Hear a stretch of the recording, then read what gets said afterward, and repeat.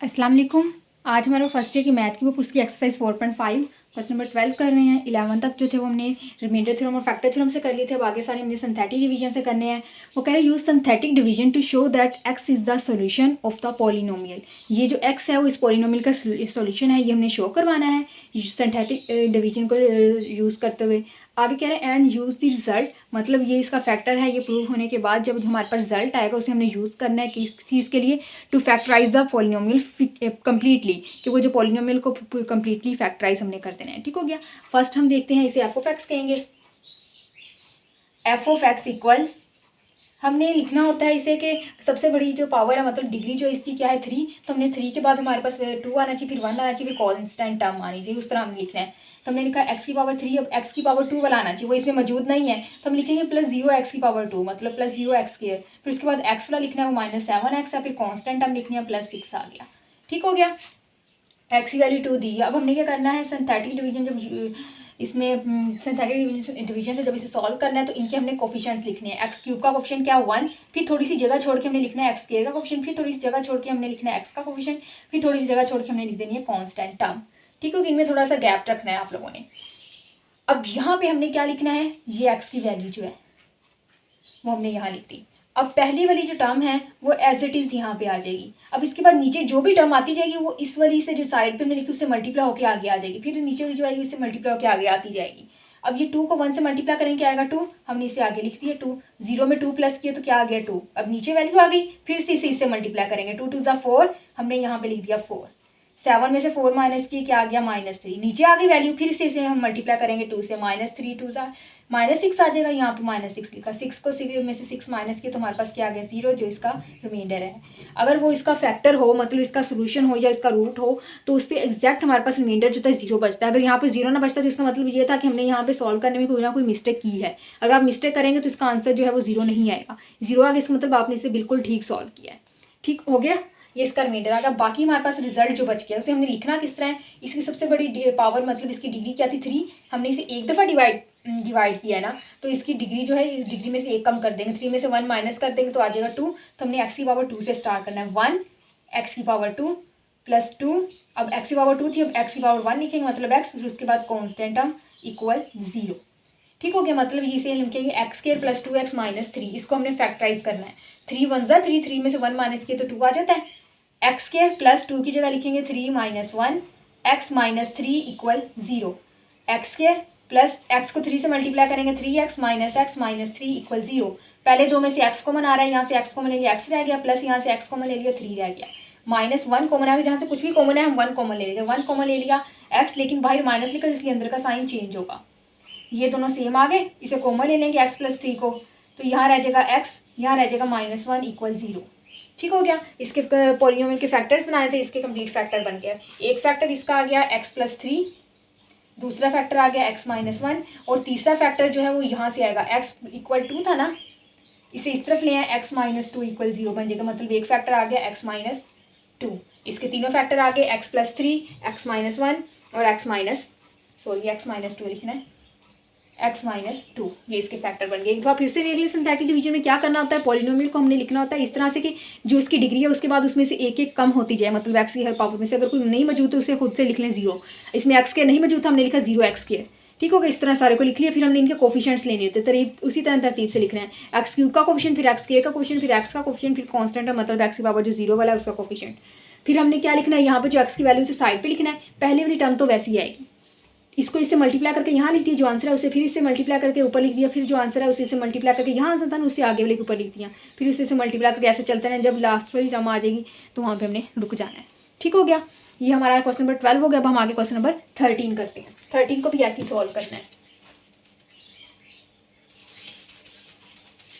13 में जो हमारे पास पॉलिनोमियल एफ ऑफ एक्स जो है वो हमारे पास क्या है, ये 13 कर रहे हैं, 12 जो है हमारा हो गया। अब 30 में हमारे पास एफ ऑफ एक्स क्या है, एक्स क्यूब, उसके बाद एक्स स्क्वायर वाला लिखना है, एक्स स्क्वायर वाला यहाँ नहीं मौजूद तो हम लिखेंगे प्लस 0 एक्स स्क्वायर। अब एक्स वाला लिखना है -28 एक्स, अब कांस्टेंट हम लिखनी है -48। ठीक हो गया, एक्स -4 था, एक्स की वैल्यू -4 है, इसे अब लिखेंगे कैसे, पहले इनके कोफिशिएंट्स लिखेंगे, एक्स क्यूब का कोफिशिएंट 1, एक्स स्क्वायर कोफिशिएंट 0, फिर एक्स का कोफिशिएंट -28 और कांस्टेंट है -48। यहाँ पे हमने क्या लिखना है, x इक्वल -4 दिया तो यहाँ पे हम लिखेंगे -4। पहले वाली टर्म आ गई वैसे ही। अब नीचे वैल्यू आई है ना तो इसे हमने साइड वाली से मल्टीप्लाई करना है। 1 को -4 से मल्टीप्लाई करेंगे तो हमारे पास क्या आ जाएगा, -4।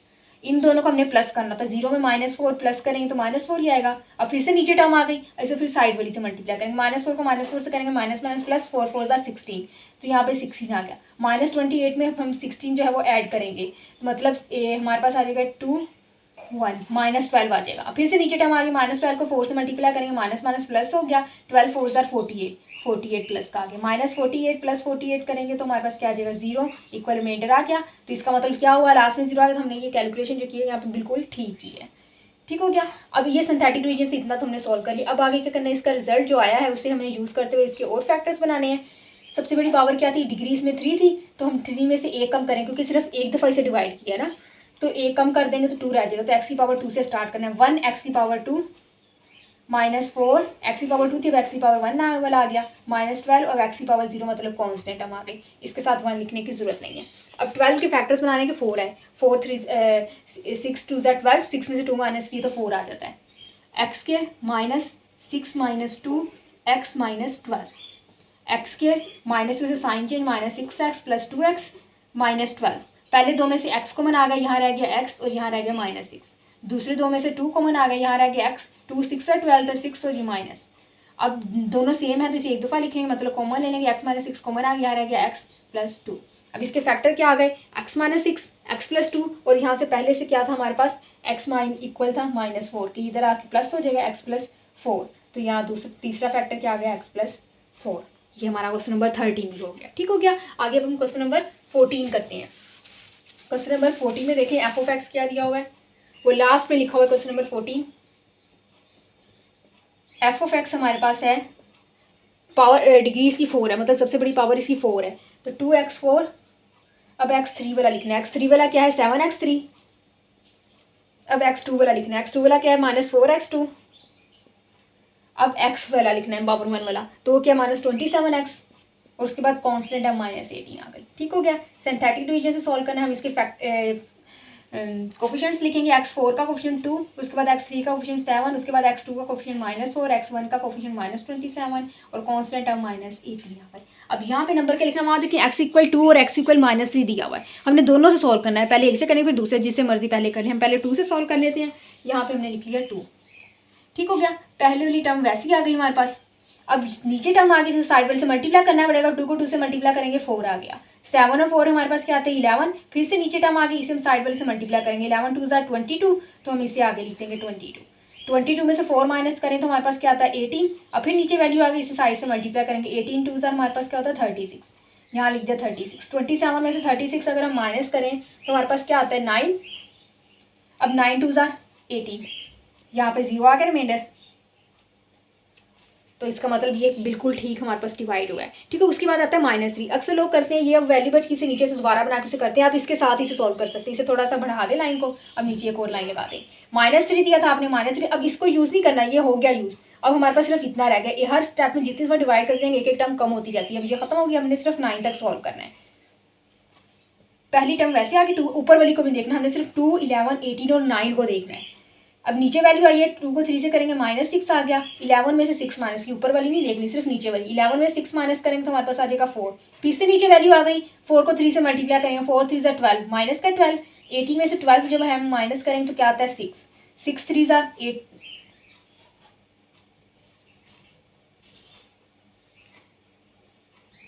6 3 ज़ा 18, लेकिन यहाँ पे 9 है, मिस्टेक हो रही है कहीं पे हमसे। 2 11 18 2, ये -3 था साइड पे, 2 एज इट इज़ आ गया हमारे पास। 2 3 ज़ा 6, माइनस का 6। 11 में से 6 माइनस करेंगे तो सॉरी 4 नहीं 5 आता है।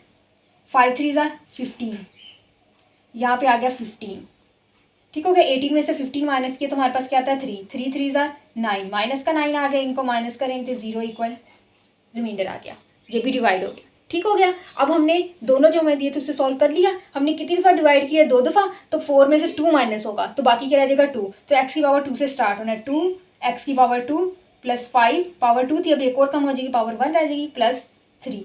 अब इनके फैक्टर बनाने हैं। 3 2 ज़ा 6, 3 में से 2 ऐड किए तो हमारे पास 5 आता है। 2x² plus 3 plus 2 x plus 3, 2x² plus अंदर मल्टीप्लाई करेंगे 3x प्लस 2x प्लस 3।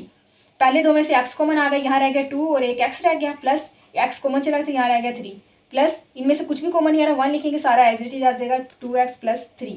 अब ये दोनों कॉमन आ रहे हैं 2x प्लस 3 और यहाँ से बच गया x और यहाँ से बच गया 1 और एक यहाँ से क्या फैक्टर था, x इक्वल 2 था तो इसे 2 को इधर ले आए तो x माइनस 2 बन गया, यहाँ आ गया x माइनस 2। दूसरा क्या था, x माइनस इक्वल -3 था, वहाँ पे वो लिखे हुए हैं, इसे इधर ले आएंगे x 3 प्लस हो जाएगा तो ये क्या आ गया x प्लस 3।